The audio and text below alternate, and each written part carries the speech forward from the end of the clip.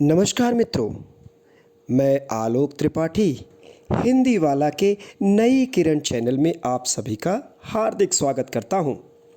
Media से प्राप्त कहानियों की श्रृंखला में आज अग्रज केशव जी द्वारा भेजी गई कहानी सुनाने जा रहा हूं। यदि आप भी कोई कहानी भेजना चाहते हैं तो डिस्क्रिप्शन में दिए गए लिंक पर क्लिक करके अपनी कहानी मुझ तक भेज सकते हैं। यदि आप हमारे चैनल को सब्सक्राइब करना भूल गए हैं तो सब्सक्राइब कर लें। अब प्रस्तुत है केशव जी द्वारा भेजी गई कहानी भिखारी के रूप में भगवान। मैं कई दिनों से बेरोजगार था। एक एक रुपए की कीमत करोड़ों लग रही थी। इस उठा-पटक में था कि कहीं नौकरी लग जाए। एक इंटरव्यू आया भी, लेकिन दूसरे शहर जाने के लिए 200 रुपयों की आवश्यकता थी और मेरे पास सिर्फ 10 रुपए थे। फिर भी अपने इकलौते इंटरव्यू वाले कपड़े रात में धोकर, पड़ोसी की प्रेस मांग के तैयार कर पहन, अपनी योग्यताओं की मोटी फाइल बगल में दबाकर 2 बिस्कुट खाकर मैं घर से निकला।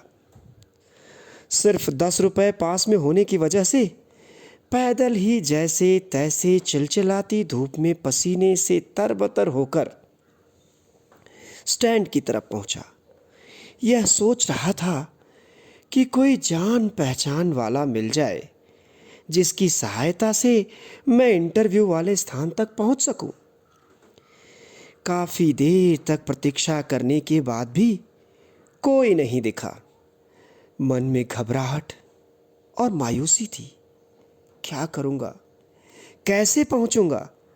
तभी मंदिर के घंटे की आवाज सुनी और कदम मंदिर की ओर बढ़ चले। मंदिर में दर्शन कर सीढ़ियों पर बैठा सोच रहा था कि हे प्रभु, अब क्या करूं?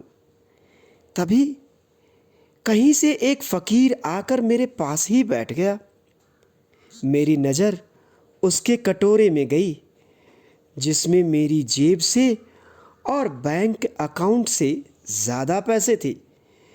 मैं मन ही मन फकीर और अपनी स्थिति की तुलना कर रहा था। उसी समय फकीर ने मेरी नज़रें और हालात समझकर कहा, कुछ मदद चाहिए क्या? मैं बनावटी मुस्कुराहट के साथ बोला, आप क्या मेरी मदद कर पाएंगे? वह मुस्कुराकर बोला, चाहो तो मेरे पूरे पैसे रख लो। उसकी यह बात सुनकर मैं चौंक गया। इसे मेरी जरूरत का पता कैसे चला? मैं यही विचार कर ही रहा था कि उसने पुनः कहा, शायद आपको पैसों की जरूरत है। मैंने थोड़ा झिझकते हुए कहा, हाँ है तो, पर उससे क्या? तुम तो दिन भर मांग के कमाते हो। मैंने उसका पक्ष रखते हुए कहा। वो हंसता हुआ बोला, मैं नहीं मांगता साहब, लोग डाल जाते हैं मेरे कटोरे में पुण्य कमाने के लिए। मैं तो फकीर हूं, मुझे इनका कोई मोह नहीं। मुझे सिर्फ भूख लगती है, वो भी एक टाइम, और कुछ दवाइयाँ। मैं तो खुद ये सारे पैसे मंदिर की दान पेटी में डाल देता हूँ। उसने बड़ी सरलता से कहा। मैंने हैरानी से पूछा, फिर यहां बैठते ही क्यों हो? तो उसने मुस्कुराते हुए कहा, जरूरतमंदों की मदद करने के लिए। मैं उसका मुंह देखता रह गया। उसने 200 रुपए मेरे हाथ पर रख दिए और बोला, जब हो तो लौटा देना। पैसे लेकर मन ही मन धन्यवाद देता हुआ मैं अपने इंटरव्यू के लिए चला गया और भगवान की कृपा से मेरा चयन भी हो गया। मैंने सोचा यह सब उस फकीर की वजह से हुआ है, अतः सबसे पहले मैं उस फकीर को धन्यवाद दूंगा। मैं जल्दी से उस मंदिर में पहुंचा और देखा तो बाहर सीढ़ियों पर भीड़ लगी हुई थी। मैं अंदर जाकर पहुंचा तो देखा वही फकीर मरा पड़ा था।